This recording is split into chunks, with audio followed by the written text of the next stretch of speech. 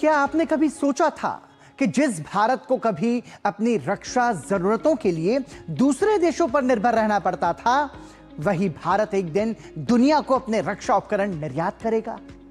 आज ये हकीकत बन चुका है।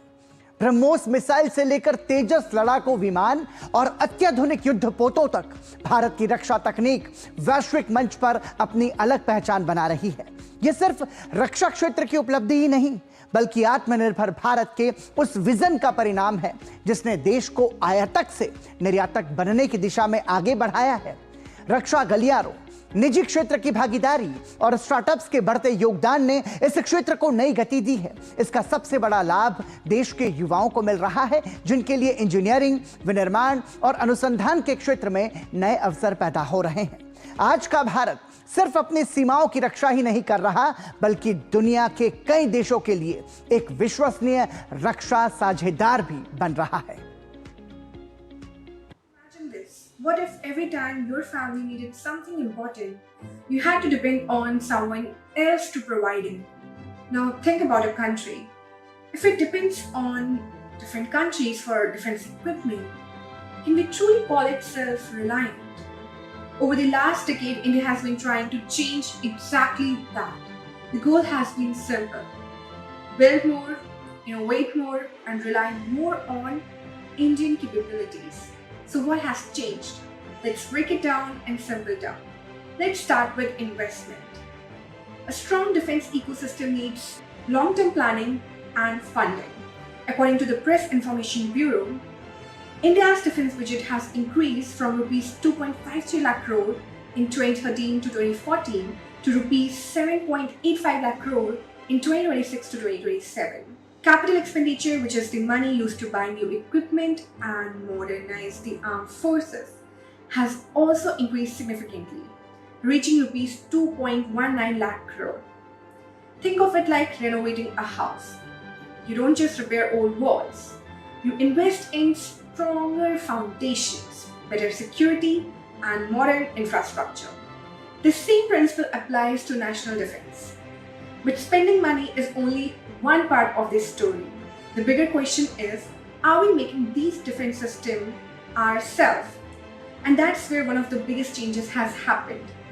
India's defense production has grown from rupees 46,429 crore in 2014 to 2015 to rupees 1.78 lakh crore in 2025 to 26.